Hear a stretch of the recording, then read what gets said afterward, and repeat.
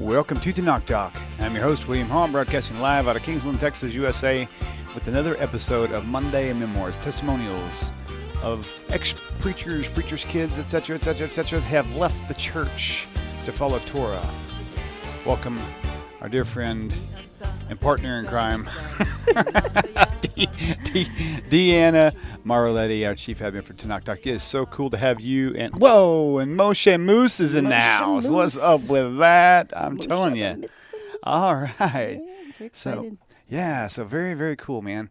So, and he is really so adorable. Oh, he lights up. My gosh.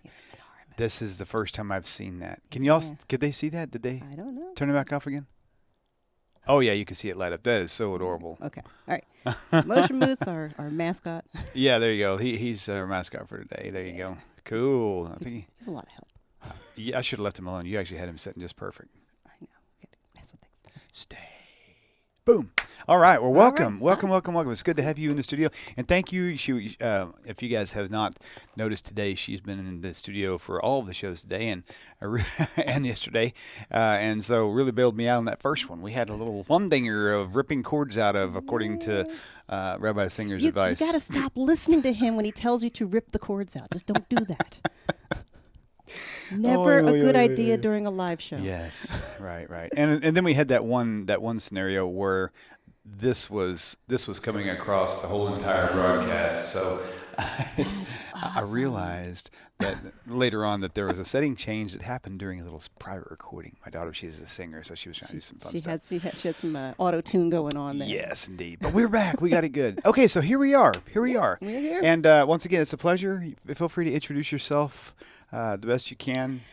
I am every obnoxious chat person's worst nightmare. I'm one of the many who wield the wrench, but I probably I wield it in ways that nobody ever likes. So I try to keep everything going really smoothly so everybody has a chance to talk without being offended or being hurt or having, we just don't want anybody running for the hills. This is, we're all friends here, right?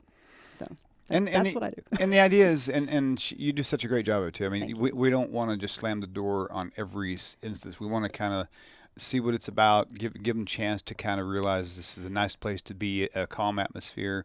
And if they can calm down, if people who do tend to seem aggressive or whatever, if they can calm down after a few, then they get to hang out and get to make some new friends. And, to be honest, and I know for everybody who watches drama happen, what you don't see all of the conversations that go on behind the scenes, and there's a lot of them that, where I really do, and many of us, all of our mods are very good at this, try to connect with people and find out what the issues are and what can we do, and because at the end of the day, I think people really just want to be heard. They want to have whatever their concern is heard or whatever their opinion is heard.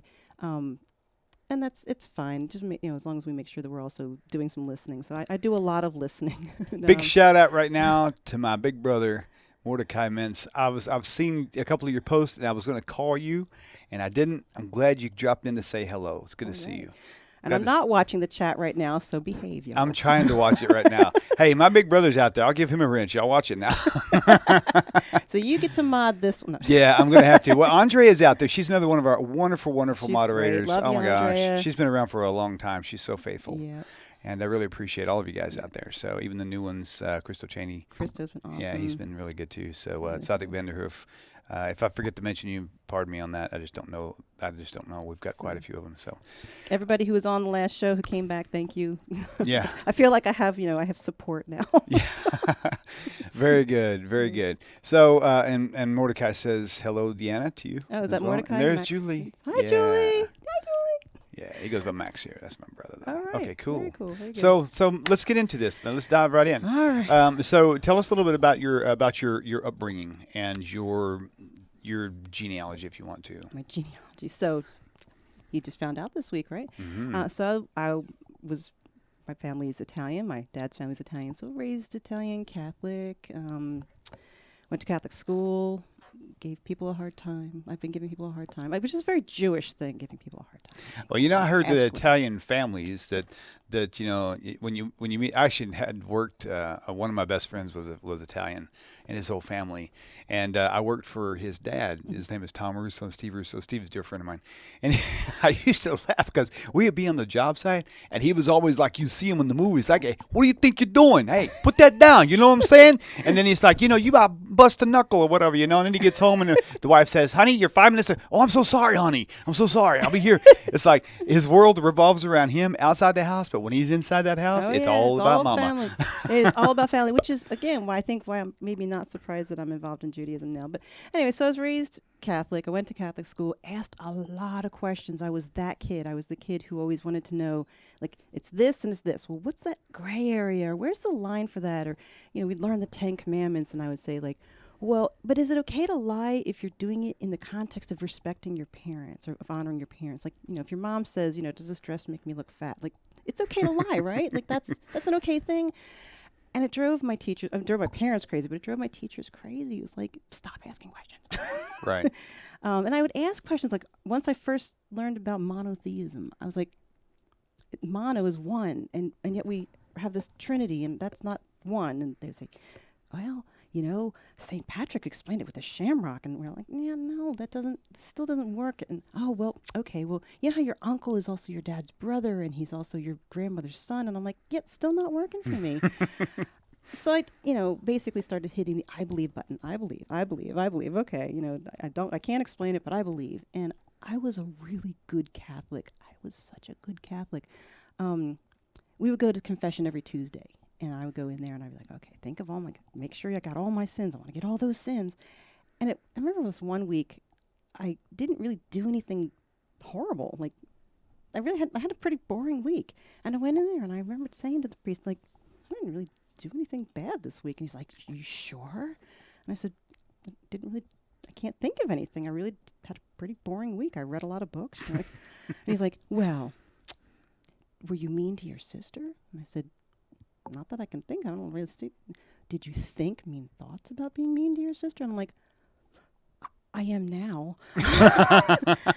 And so, you know, like, well, that's not fair. That's not fair. After that, I started, like, making up sins. You know, like, I told a lie. Just so they wouldn't give you a hard time. Right. And but then I would play a game. I'd be like, okay, if I make up this sin, how many Our Fathers am I going to have to say? If I make up these 4 sins, how many Hail Marys am I going to say? What's it going to take to get a whole rosary, you know? Right. And then I had to go in and admit that I lied about confession. Being Catholic is very strange. Anybody's ever been raised Catholic, it's a really good way to cure you of Catholicism. So, but, you know, I had a lot of questions, and I remember getting confirmed and thinking, I don't think I should be doing this because I really have a lot of questions. Mm-hmm. And it wasn't like I didn't doubt God. I had a lot of questions. And I did it anyway because my Italian grandparents, like, that was just a thing, and you got a party and, you know, you got gifts and stuff. And that was kind of cool. So I did it. I joined a Presbyterian youth group in like middle and high school, and we did a lot of fun stuff. I was the only Catholic in the group, and nobody cared. But we did, like, a lot of really fun things, and I was very involved in that. And we would go to Christian concerts, and we did one of the first Habitat for Humanity houses in Salem, New Jersey. And it was awesome. And just the connection and the fellowship was wonderful. Went to college, took some classes in philosophy. My philosophy professor was an atheist, and so it became a challenge to, like, see if I could change his mind, or at least, you know, give him some kind of argument that he couldn't refute. Right. And I got an A on my final paper, and I thought that was pretty cool. So, you know, but I was always a really faithful person. Like, I was, like, probably the most religious person in my family. I was the most observant person in my family. I was the one who went to church. I was the one who did the Bible studies. You know, I had friends that would tell me that any other friends, mutual friends that didn't believe in Jesus, they were going to hell. And I remember thinking, like, I'm so glad that I don't have to make that decision, because you know, these are nice people, but they were raised differently. And I guess that's, you know, when we talk to people who've come out of the church and they say they feel so bad for being duped, for being for believing a lie for so long. And I try to encourage them, like, that's what you were raised with. That's the schema that you had. That's you know, you didn't know any better. You weren't taught any better. That's, you know, if that's all you had in your life, that of course that's what you're going to believe. And you shouldn't feel bad about that. You didn't have like two things to choose from. So, you know, it kept going that way. I had kids, and I knew that I wanted to raise my kids in the church, and I got very involved in the church. At that point, I was in the Episcopal Church because being Catholic is hard. Right. But I raised my kids in the Episcopal Church, and I was in the Episcopal Church for 20 years before realizing that I'm not an Episcopalian. That's not me. That's a long time to be in a place. Yeah, to not realize that Right. it's not really me. I have notes, bear with me.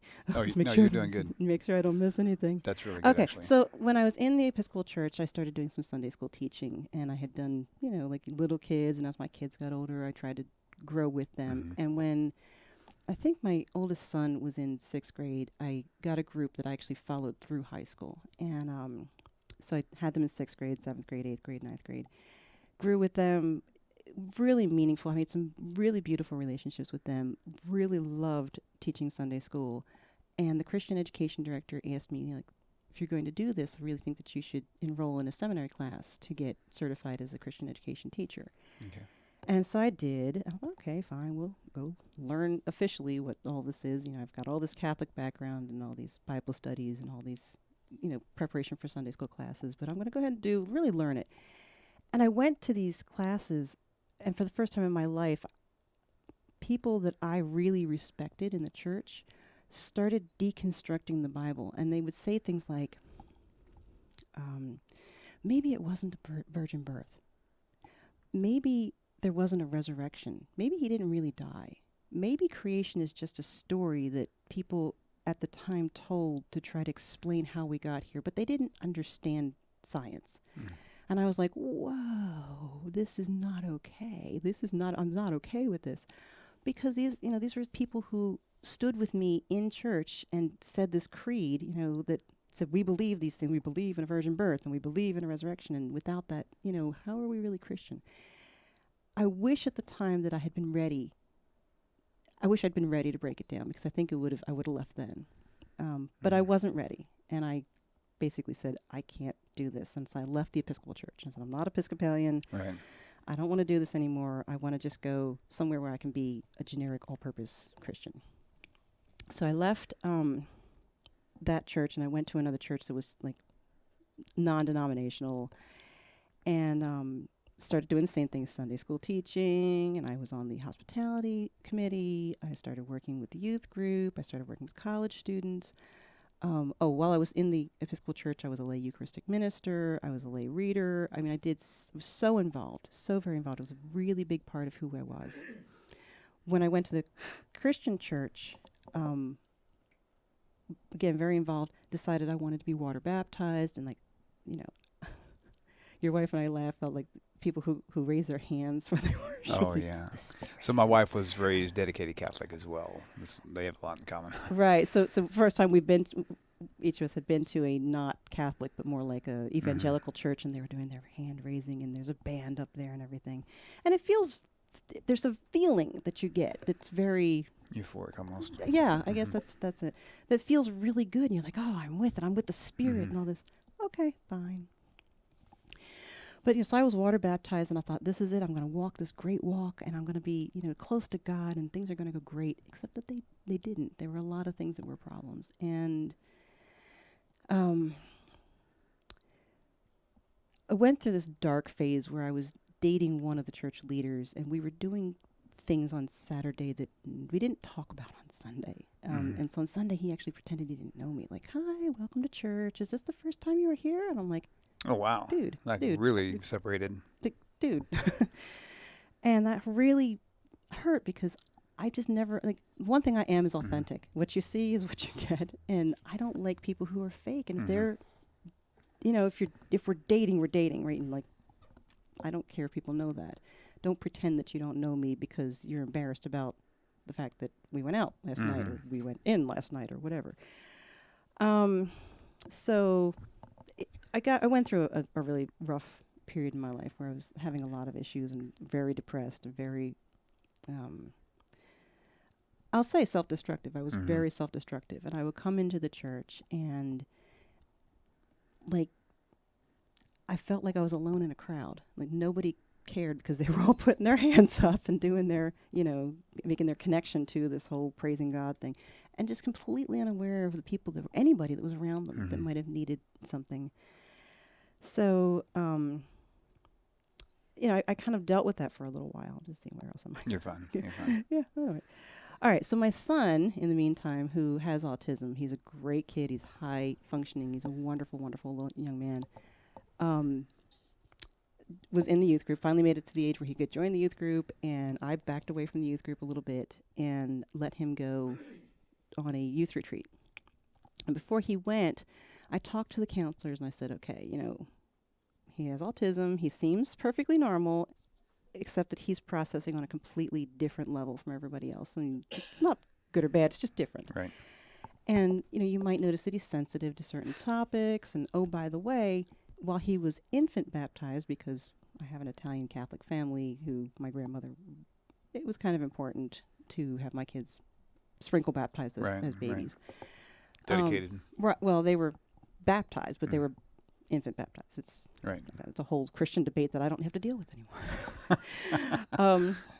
And I said, he may be at some point ready for a water baptism. Please don't do that at camp. Let this be something that we do as a family. And they were like, oh, yeah, no problem. So he went off to camp. And how old was he then? Maybe 11, okay. 10, 11, something like that. He went to camp, and he wasn't water baptized. One of the leaders called him aside and asked if he wanted to be spirit baptized. And this apparently is a thing that if, in some groups, whatever. I don't think it's a thing, but anyway. And they call it, they had this meditative music playing, and they had, some people were speaking in tongues, and they prayed over him, laid hands on him, and, he didn't really know what was going on, except that they told him that if he really did accept the Holy Spirit into his heart and into his life, that he would be able to speak in tongues. And so he did, and he came home very excited, like, Mom, guess what? I spoke in tongues. And wow. I said, you what? You did what? And I was not too happy about this. I said, did anybody translate? Do you know what you were doing? How did this happen? And he told me, explained it as best he could. And I thought, I am not comfortable about this. And there's something, when it comes to spirituality, when it comes to my relationship with God, if I have this discomfort, there's something I need to work through. There's I need to find peace. So I went in and I talked to the lead pastor, and I said, hey, this thing happened after I talked to these people about, what they should and shouldn't do with my son. And I'm a little bit concerned, this is a non-denominational church. And is this something, this spirit speech or, speaking in tongues, is this something that we actually believe in? Can you help me with this? And he was like, well, I wasn't there. You need to go talk to the youth pastor. And I was like, well, but you're the lead pastor, and I'm asking you. And it was not a conversation that was very helpful. And I wish that it was, but it was not. So basically he said, well, it's in the Bible. Go look it up. And at that point I had been studying Hebrew. I wanted to learn Hebrew because there are a lot of pastors out there who will say, oh, well, if you look at the Hebrew for blah, blah, blah. But they don't know the Hebrew. Sometimes they do, and sometimes they don't. And sometimes they get the wrong end of the stick. Like it means that, but not in that context or whatever. Right. They're just, I believe that anytime, and you can correct, you were a pastor, you did pastoring at some point. I think that most pastors take whatever their topic is, forgiveness, and they go and they look in their concordance for all the places where forgiveness appears in the Bible, and then they kind of mash everything together. Right. And I think the same thing happens with this whole Hebrew thing. It's like, well, I need the Hebrew to mean this, so that's what it's going to mean. But I wanted to be able to kind of unpack that myself. I didn't want to take anybody's word for it, and that's just me. I ask questions. I ask a lot of questions. So I've been taking Hebrew, and I thought, all right, fine. So I went back and I started, okay, fine, I'm going to look this up. I started in the book of Acts, and I looked in Romans, and I looked in Hebrews. And eventually I just started looking for all the references to spirit language. I asked people that I trusted, well, what's this all about? And yeah, so this is this is where it started kind of getting weird, because I would look things up and there would be these like cross references, like see Jeremiah, and I'd be like, okay, so I'd go back and see Jeremiah. I'm like, that's not exactly what Jeremiah says. I know you always, like, this is making your job easy, but when we do these things, you always say, what was your aha moment? What was the one verse? Okay, so this is going to be interactive, kids. I'm a teacher. All right, this is what I do for a living, is teaching. So one of the things that I did is I went to BibleGateway.com, because that was the site that I used so that I'd have different versions of the Bible to look at in case one made more sense than another. So I went to Bible Gateway, and I looked up, and I'm going to have you look it up, Joel 2:28. So this is, the Christian Old Testament, 2:28. All right, so we're going to go to Joel 2:28, and I think William's got it on the screen. Mm-hmm. There you go. So keep scrolling down. 28. Oh, It's a 2 and an 8. You're the school teacher, remember Okay, that? yeah. I'm the student All at this right. one. So it says, and afterward I will pour out my spirit on all people. Your sons and daughters will prophesy. Your old men will dream dreams. Your young men will see visions. And it goes on. All right. Pouring out my spirit, blah, blah, blah. All right. So because I wanted to see this in Hebrew, I went to the Chabad site with the complete Tanakh. Please go find Joel 2:28. Okay. This is what I was trying to find earlier. I couldn't find. You got to do a drop down. Oh, next. Okay. Next over too. Mm-hmm.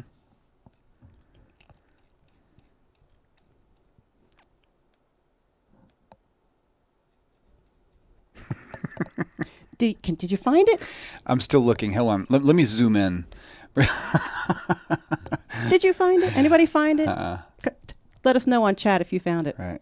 It's not there. It's not there. And I felt, Not only that is it not misnumbered, it's actually is it chapter 3? Is it the next chapter 3 verse 1? Probably. Let's check it out and see. Yep, there we go. okay, so what is happening here? I mean, like, it's not in 2.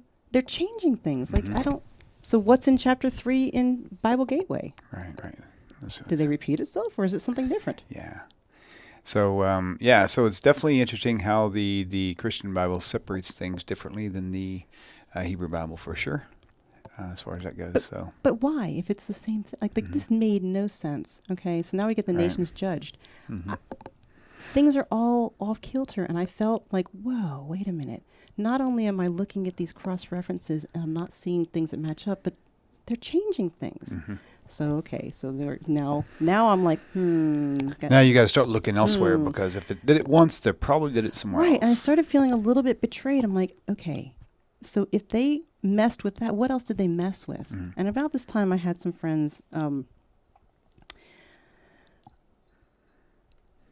I'm not even sure how I found them, but anyway, friends that were like, we were learning Hebrew together, and I guess I had one friend who was like, well, you ought to see this debate, you ought to see that text, you ought to see, like people who were people who are reaching, like doing what we do now for helping other people deal with these inconsistencies. I felt so betrayed. I'm like, why are there so many inconsistencies? What is happening here? And what you just mentioned is just one type of odd thing. That's not the gist of all the problems, because that's just the beginning of one. How they do breaks and chapter breaks and different topical things they separate to make you try to see it a certain way. But now you're talking about other types of issues. So right. That's kind of the point. So it was like to see that it wasn't just. I mean, I always thought that Judaism was just like Christianity part 1, and I started realizing that it's not. It's something completely different. And so I started looking at, like, okay, let's see where else. Like, once you feel a little betrayed, it's like, I don't know, like once you're in a marriage and your spouse is cheating on you, you start looking for evidence everywhere. And so I started looking for that evidence. I started looking at it critically, and things started to unravel. And I panicked. I really panicked. I thought, oh, this is trouble. And I went to my Bible studies at the church, and I said, you got to help me. I'm in trouble. I mean, things are unraveling. I'm losing my faith. I want to believe. I've hit the I believe button so many times. I think I broke it. And I didn't know what to do. I said, please give me something to go on. We had a group of people, and I said, just tell me what to do. And they said, oh, just pray about it. The Holy Spirit will guide you. Well, the Holy Spirit got me into this problem in the first place, okay? I'm not okay. That's funny. Pastor actually did like a 12-week series on the Holy Spirit, I think because of these questions I had. Right. But I never got any answers. There was no, like, we hear you, and yes, people go through this, but it's going to be okay, and let's help you put it back together. It wasn't. It was like, just pray. Mm-hmm. But I didn't feel like I was getting any, I felt this unsettled sense of, things are not okay with this. Anyway, about the same time, I made some friends who referred me to you. And I thought, okay, fine, I'm going to join them out there. They understand. They're going to help me through this. Whatever it is that I'm going through, they're going to help me through this. I started reading the Torah without the Christian goggles on, just for Torah. I wanted to, I don't know, my dad used to say, like, when you get to the end of your rope, tie a knot and hang on. Like these dadisms or whatever. And I was at the end of my rope and things were unraveling quickly. And I thought, I need there to be a God. I need there to be something true. Started reading Torah, got in touch with you, had probably, I don't know, you said, oh, welcome, Deanna.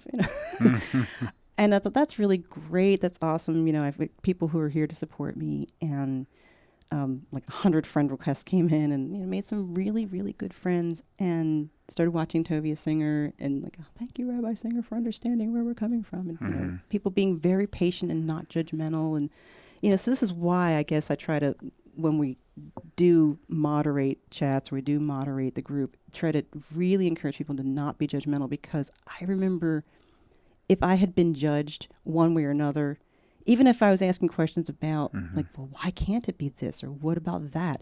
If I'd been judged, I'd have just gone right back out the door again, and I probably wouldn't believe in anything. Right. So I just like to really be careful with, trying to be aware of who's out there and what are we dealing with, and how vulnerable it is. I mean, it's a real vulnerability when you're first coming out of the church. And I finally got my bearings, and I went in, thought, okay, I'm going to do this. I got to do it all the way. And I went into the pastor and I said, I just wanted to let you know, I'm leaving the church. And he said, oh, where are you headed? And I said, no. I'm not leaving your church. The big C church. I'm leaving the church. And he said, do we need to have a conversation? And I said, well, no, not anymore. Mm-hmm. And that was it. I walked out the door and I felt again, if I feel unsettled, it's not good. I still have some searching to do, but I felt like this amazing peace just wash over me. And I thought, this is good. This is fine. I'm going to be okay. But I didn't know who I was. Right. I was like, well, now what? I've been Christian for 40 plus years. I don't know how to not be Christian. Like, what do I do with myself? Not just a Christian, but it's a Christian who is deeply studying. Deeply studying and really, really sharing it, thinking that this was like a thing. This was my salvation, and I'd given it all up. But now what? Now what? Who am I? What am I? And so, all right, fine. I'm going to be a Noahide, and what does that mean? Like, if I didn't have so many wonderful people like you, I mean, I think we even talked and you said, well, we're not converting. We're just going to, I'm like, okay, whatever you're doing, I'm doing that. And the community and the connection was so important, because it's like, I don't know. It's like doing stunts with a safety net all your life, and all of a sudden you don't have it, and it's all like, I can't do this. Right. So it was really, really important to have that sense of community, and it certainly wasn't in my town. It was really only online that I had it, and the more community I had, the more studying I was able to do, and I did finally come to the decision that being a Noahide was great and everything, but I needed to do something different. Everything about Judaism gave me joy. Everything about the prayers and the customs and the studying gave me such tremendous joy. So I made a lot of changes to myself that I think were really necessary. I changed the way I dressed, the way I ate. One of my friends said, the very first thing you need to read is Chafetz Chaim. He said, so read it as fast as you can and then go back and read it again. And I did, and I thought, well, this is actually pretty awesome. So it changed the way I thought about people and the way I talked about people. And, as a teacher, we go into the teacher's lounge and that's what we do. We fetch. We tend to complain about everybody, and I stopped doing that. And it fundamentally changed me as a person into a better person, somebody that actually had confidence, and I liked, and I had peace, and some really difficult things that I had going on in my life I was able to deal with. And people around me, my parents, my family, saw a difference in me and said, this Judaism thing is really good for you, isn't it? So what I'm seeing is that whole thing in the New Testament deal, they project Jesus as the peace that passes all understanding. Right. You seem to, in my opinion, have experienced that way more after you left the church, not while you were there. So what would you say to someone who says, well, you just never knew Jesus to begin with, otherwise you would have never left? What would you say? I was so sure that I was going to be a Christian until the day I died that I have a tattoo on my ankle that I wish I did not have right now. It's right. not horrible. It's a compass, but Right. but it was done in commemoration of my water baptism, and I mean I was all in for Jesus, but I'm sorry, but Jesus never did anything for me. It was a way of not taking personal responsibility for some of the things that I did, and having other people not take responsibility for the things that they did, because Jesus, oh, we got Jesus, we're good, we know. And it was so not authentic to me, and I can't live a life where I'm pretending to be perfect, where I'm pretending, well, if you just love Jesus enough, if you just believe hard enough, you're going to be a good person. No, you have to take responsibility for what you do. And So Jesus can't forgive you. How could he? How could he? Even if he was eternal, but sorry, we just don't believe Well, that. and I had friends who during this prior time would say to me, like Messianic friends actually, who would say, well, we're just wondering where you stand with Yeshua. And I'm like, look, you need to not worry about that. And if anybody who's talked to me, I'll say the same thing. Don't worry about this. Because if you truly believe that Yeshua or Jesus is God, then we're good, because I'm worshiping God, just one. Adonai Echad, that's it. That's the only person that deserves my worship. Everything that I do is on me. It's my decisions. I take responsibility for the things that I do right, the things that I do wrong. But I worship God. If you do not believe that Jesus is God, then I'm not the one with the problem. Right. So, I don't think that Jesus ever... Right. Believing in Jesus didn't help me, and it was not... Right. It always felt like I was chasing something I couldn't catch, or I was trying to be something that I was always going to be pretending. Right. Because there's always going to be that doubt there, and this is the first time in my life I really feel like I'm on something incredibly solid, and it's weird because God is in control of everything, but I feel more empowered than I ever did in my entire life. I think the same thing. We had, and I try to say this on every testimonial, just in case people only watch one or two from time to time, that, people came to me telling me, well, your life is going to be cursed now that you've rejected Jesus. That was about 7 years ago, and so far it's nothing but blessings, just saying. So, and it's not to say that everything, and this is very much, it's really hard to go from Christian mentality to Jewish mentality. There is a completely different mindset involved, and there is an element of not just being grateful for it. Well, there's definitely gratitude, but not just being grateful for the things that go well, but being grateful for the challenges and the things that don't go well. Just gratitude in and of itself is a huge part of it. It's part of the SAR method, and it's just a big part of like, okay, God, I'm going through a really tough time. Thank you for this rough time, because there's something I need to learn from this. And there's, even in the midst of that, there's still peace. There's still a sense of shalom. Right. So that's good. That's awesome. Well, we are about out of time, but I think Moshe Moose has something to say to somebody out there. Moshe Moose, yeah. So our Moose, he's got a message for us. All right. Oldest Teddy. There it is. There it is. All right. So hi, Rachel, and good luck with your tea shop. We can't wait to come visit you sometime. So we love you, Rachel. That is so cool. Well, thank you guys for tuning in. Deanna, Right. thank you for joining us here. I'm here for you guys, whatever y'all need. It's awesome. Yeah, you have any questions, you can't get a hold of me, track her down. She knows where to find me. So Thanks, guys. Thank you. See you next time. Shalom, shalom.